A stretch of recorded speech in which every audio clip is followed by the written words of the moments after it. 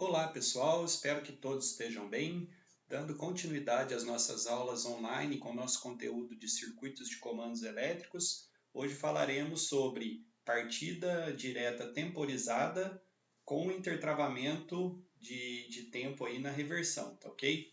Bom, na última aula nós vimos um circuito bastante semelhante, né, que era a partida direta com reversão sem o intertravamento aqui de temporização, tá? Hoje nós vamos simplesmente inserir aqui o intertravamento de temporização, que seria essas duas bobinas aqui, a K3 e a K4, tá?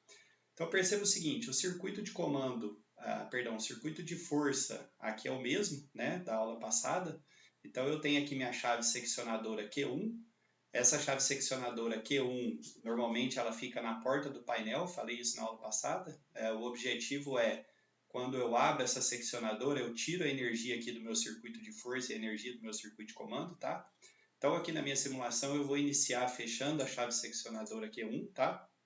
Quando eu fechar a chave seccionadora Q1, perceba que a energia já passou para baixo aqui para os elementos aqui do meu circuito de força e também, como eu tenho um contato de Q1 aqui, ó, já energizou aqui meu circuito de comando, tá?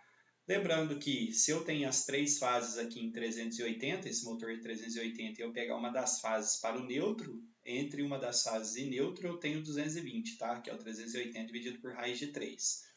Então, neste exemplo aqui, meu motor é trifásico, 380 volts, e meu circuito de comando é 220, tá ok? Bom, o objetivo então da seccionadora é abrir o circuito, né, em eventuais manutenções, onde eu posso abrir a chave seccionadora e colocar o cadeado para fazer a manutenção.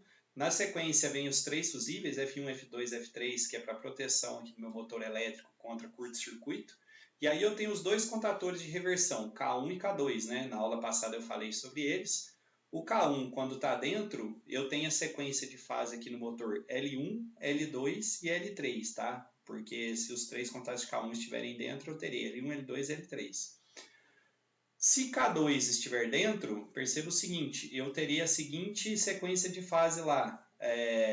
L1 aqui por último, L2 continuará aqui no meio e L3 em primeiro. Então, se K2 está dentro, eu tenho L3, L2 e L1.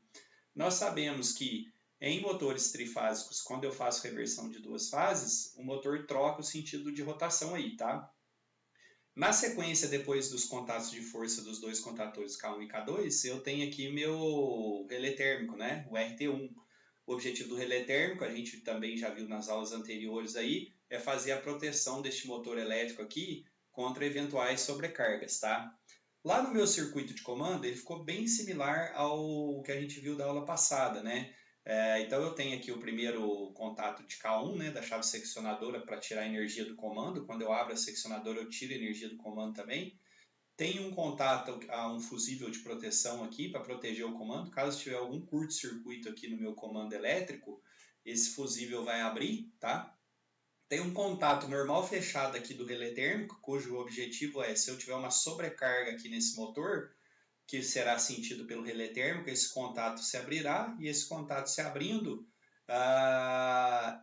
tira, né, as bobinas aí de acionamento K1 e K2 e é impossível dessas bobinas entrarem e, consequentemente, o motor funcionar. Ou seja, eu tenho que esperar a sobrecarga, o relé térmico aqui, né, dar uma leve esfriada, vamos dizer assim, né, dos bimetálicos, fazer o reset dele para que esse contato feche de novo e eu habilite novamente aqui o comando, tá?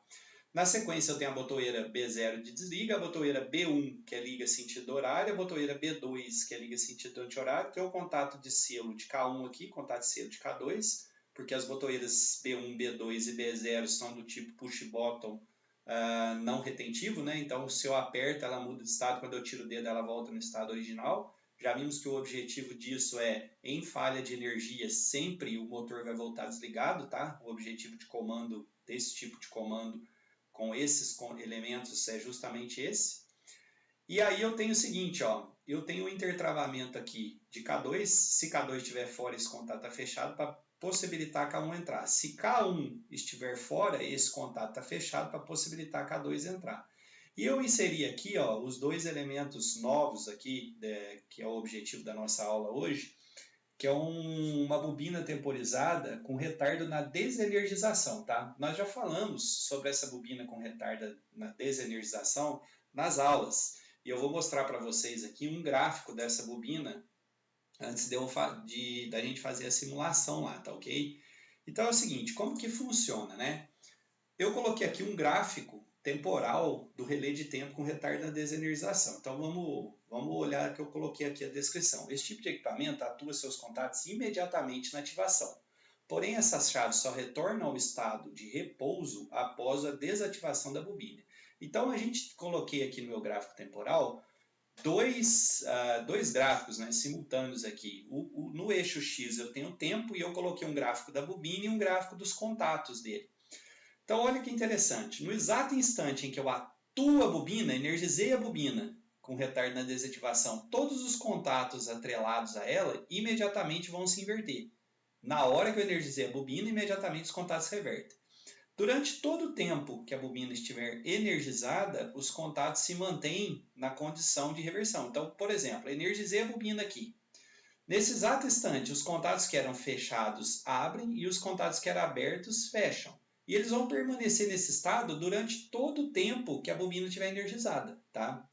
No instante em que eu desenergizo a bobina, olha que interessante, ele vai abrir a contagem de tempo que eu ajustei nele. Então, se esse relé de tempo é um relé de 10 segundos, esse tempo aqui vai demorar 10 segundos, tá?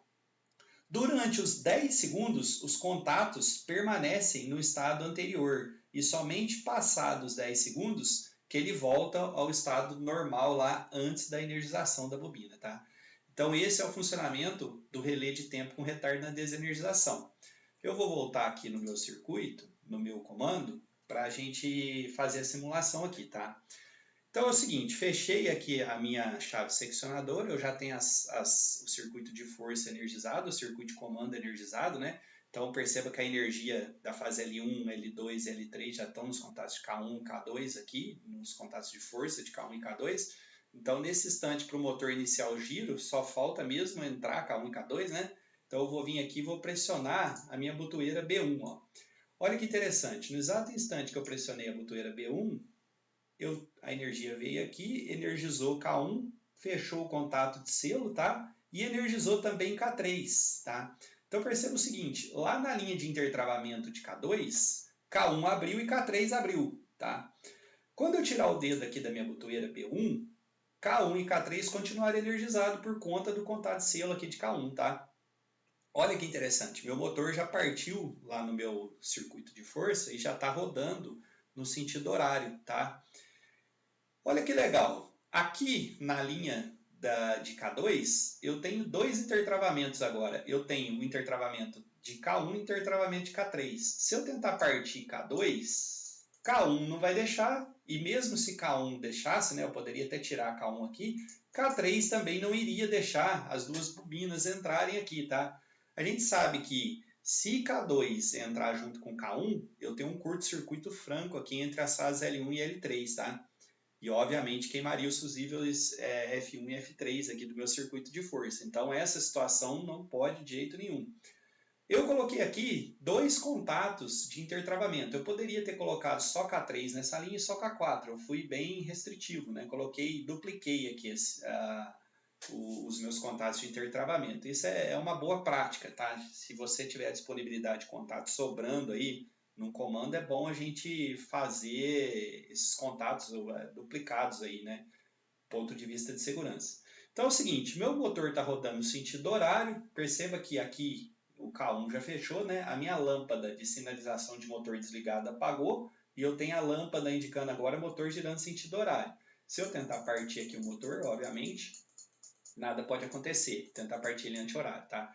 Então eu tenho que desligar meu motor primeiro para fazer a partida dele no sentido anti-horário, tá? Então o que acontece?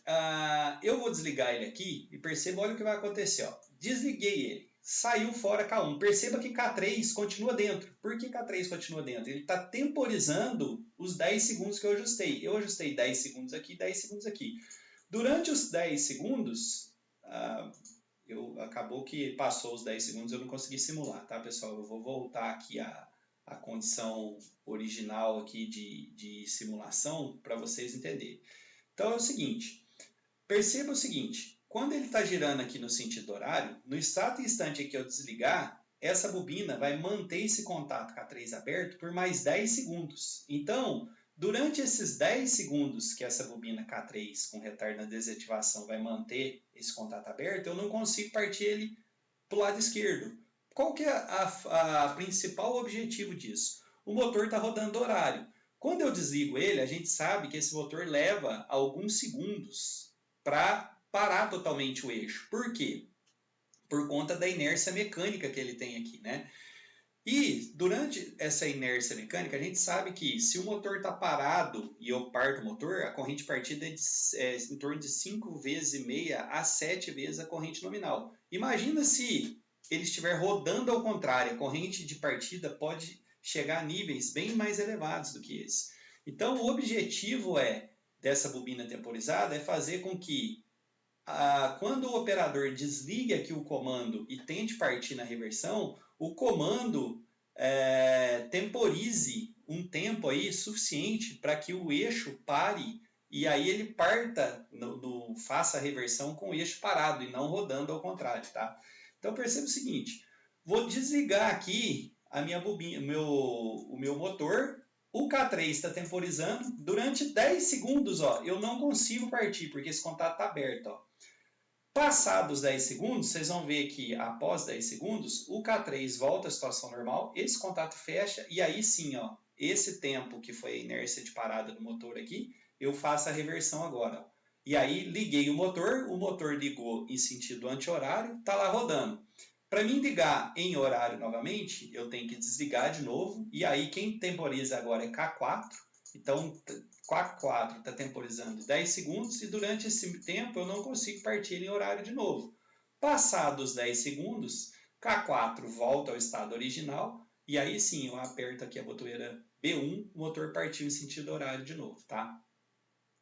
Bom, seria interessante para a gente aqui colocar, né, uma indicação aqui, uma lâmpada amarela, por exemplo, para a gente sinalizar que o motor está temporizando, tá? Ou seja, que o operador tem que, quando ele olhar e ver a lâmpada amarela acesa, ele sabe que ele não pode partir o motor no sentido oposto ao que estava girando, tá? Então, nas próximas aulas, lá no laboratório, colocaremos uma lâmpada aqui sinalizando que o motor está em desaceleração, tá?